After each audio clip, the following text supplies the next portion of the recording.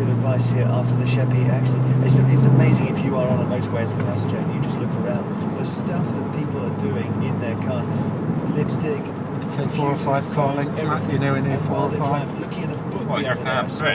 Yeah, it's about 3. I use that Need to drop back a bit. Yeah, hang back treated there. like a racetrack. This kind of accident was just waiting to happen, and it will again. Steve Wharton is in Witney. Now, you were involved in a pile-up, Steve. Yes, I was. So, Just cruising were you in the it. front of it, or you just came upon a load of stock cars? No, we were sitting on the fourth car in the road. There was another 3 or 4 behind us. Okay. When this happens, the sort of instinct is to go straight onto the hard shoulder, isn't it? Well, we were in the fast lane. We could see that we was going to hit this vehicle in front. They just stopped for no apparent reason. You know, perfect weather conditions, but they just stopped. We could see we was going to hit this car, so you brace yourself and you try to limit the damage.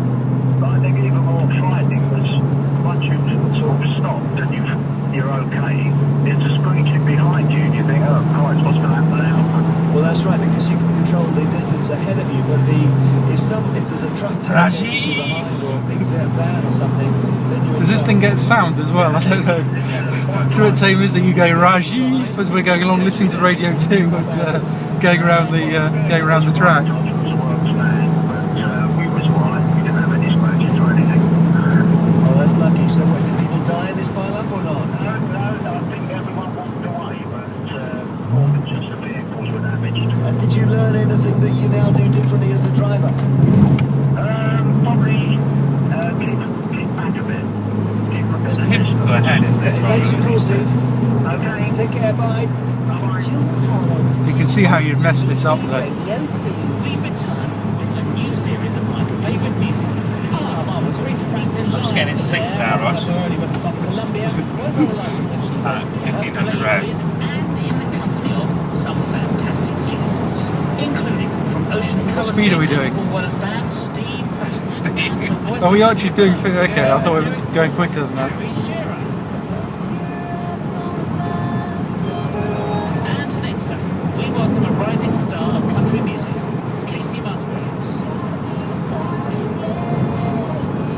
Jules Holland. Join me Monday nights from 11 on 88 to 91 FM, BBC Radio. What's the red car right at the very, very far back of the snake? Experiences few people would describe as fun. You're sitting there suited and booted, facing a panel of strangers who hold your future in their hands. Everything you say and do in that 30-minute slot matters. The ubiquitous advice not to cross your arms or hunch your shoulders rings in your ears as you sit there desperately trying to remember why you are the person this company cannot do without. And those examples of how you managed a difficult customer in a previous job whilst keeping your cool. All of that. So with even the kindest interviewer, going for a job could be an ordeal. But some take things to another level.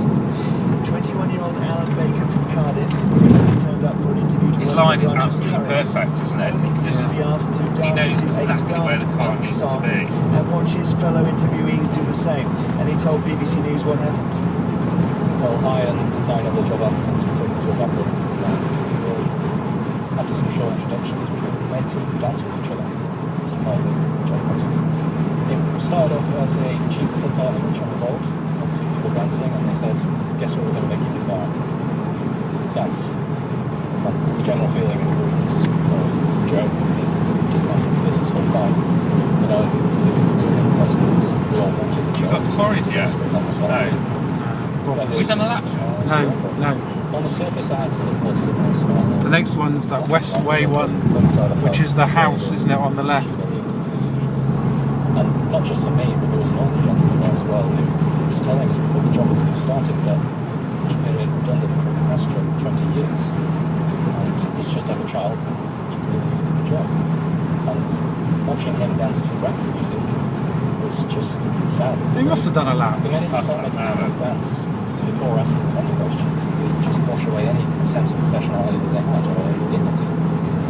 So even if they had an interview the same day, Yeah. for a face-to-face interview, they wouldn't How many laps are we doing? feel the same.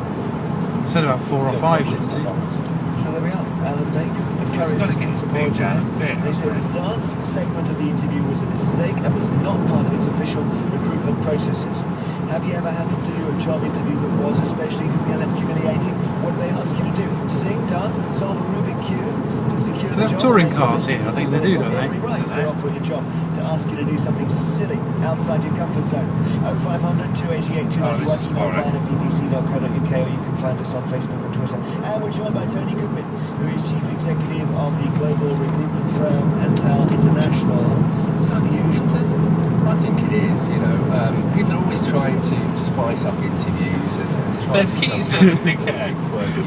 I mean, this is beyond the pale, isn't it? I mean, you can't take a company seriously if they ask you to dance before you've even done a proper interview. I mean, you know, if they prepared them beforehand, or they'd said, you know, during this process we are going to ask you to do something. Try not to do an Alex Crotch Maybe, shot. but as the person said, you know, it makes you question their credibility and professionality. But then again, they are observing the general willingness Such fun. of the job. How do you stop this? Do you just press the red button again? They haven't done before.